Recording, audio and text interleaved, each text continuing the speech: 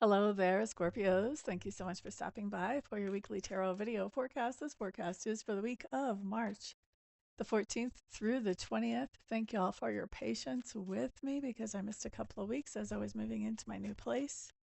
You can see from the boxes behind me, I still am working on unpacking. It's an ongoing process, but I am here and I am very happy here. Thank you to all of you who helped make that happen. All of you guys, your support is just so amazing and overwhelming and lovely. So, enough about me. Let's take a peek at your cards, fellow Scorpios. Let's see what shows up here.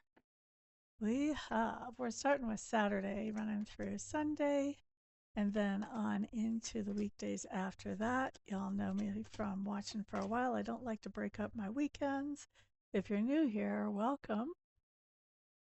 I've been reading the cards for the public since 2012. I went full time with it back in 2013. Let's see what we have here. All right, so for Saturday, Scorpios, yay, Ace of Cups. This just talks about finding something that we really enjoy. This can be a person, this can be an activity, a recreational activity, this can be a project, this could be a new class, but something that we can really get into and enjoy. This can also, by the way, be a new baby. For some of us, there may be a new baby in the family. Maybe not our baby, maybe a grandbaby, or maybe a niece or a nephew, but still a new baby in the family for some. Feeling that for somebody out there. Let's see, Sunday. Ha! Ten of Swords showed up in reverse. Ten of Swords in reverse just says that there's something that was a long term source of tension or debate or an argument that we thought we had put this thing to bed, that it wasn't going to be bothering us anymore.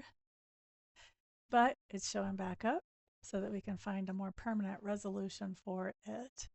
And if you'll excuse me, I've been making videos all day, but just now I'm realizing I'm not centered. I'd rather be centered. There, that's a little better. Maybe I moved my chair somewhere along the way too. Who knows? Okay, so let's look at our weekdays.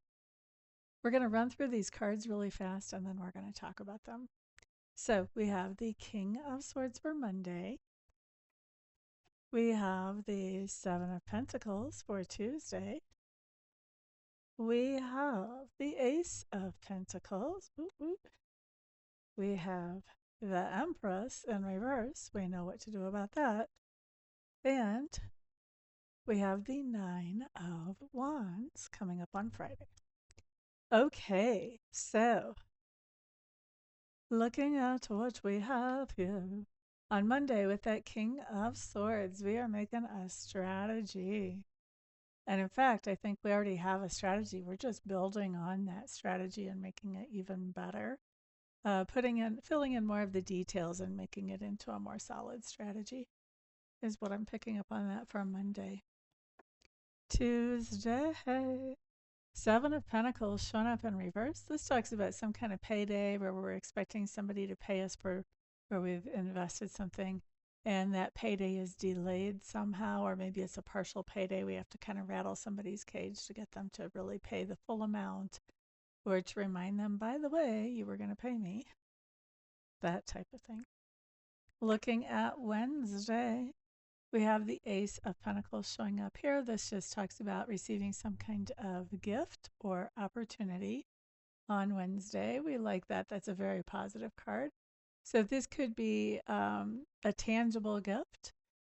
This could be an opportunity that we really like, or this could be a more intangible gift, something that comes through basically from Sacred Spirit that we still feel really grateful for. Ace of Pentacles, I like to really bottom line this card as we have something that we feel really grateful for happening on Wednesday. Yay. Okay, Thursday. This is the card I said we know what to do about it. It's the Empress coming up in reverse. What does that mean? That means that we may be focusing on what we're anxious about, what we don't want, what we're nervous about. And instead of focusing on that, we need to focus on what do we want? What are we hoping for? What are we expecting? because otherwise we always draw in what we think about. So we want to think about the good side of things. Everything really has the duality, when you think about, like, for instance, you think about money, okay? There's the duality of there's not enough. There's the duality of I've got plenty to share. And then there's everywhere along the line in between. So when we have the Empress in reverse, we're thinking about the end of the duality that we don't want, whatever it is that we're thinking about. Doesn't have to be money. And so we want to flip that and start thinking about, if we notice that we're having those thoughts about things we're feeling anxious about or that we hope don't happen, then we want to catch ourselves, and we don't want to fight that thought because that gives it more energy. We want to just acknowledge it. So we might think to ourselves, or maybe even say out loud, well, that may be, but what if? That's your magic phrase. But what if?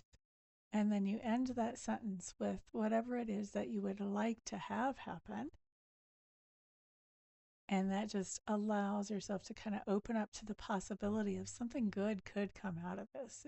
It's possible. You don't even have to believe that. It definitely will. You're saying, but what if? La da da da da da da, happiness, joy. Okay. But even if you can allow yourself to even think, but what if my dreams actually came true just the way I wanted them? It leaves you a lot more open to at least get closer to those dreams, if not to get right to those dreams.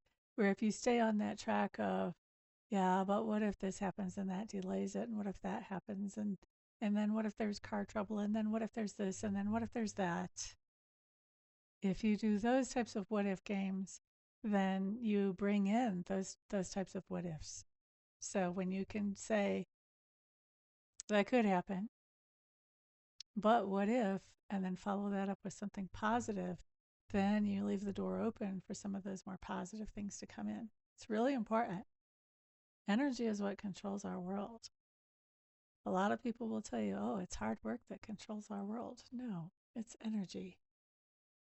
Hard work is part of what controls our world, but if the energy's not right, that hard work won't matter. And when the energy's right, the hard work doesn't feel hard at all. Okay, so let's move on. Let's look at Friday. 9 of Wands. 9 of Wands just says that we are making preparations for something. Maybe we're getting ready for people to come over Friday night. Maybe we're having a dinner party, or maybe we're making preparations for, I don't know, maybe we want to get out of town for the weekend or for a day trip or something. But we're making preparations for something or other here on Friday. Okay.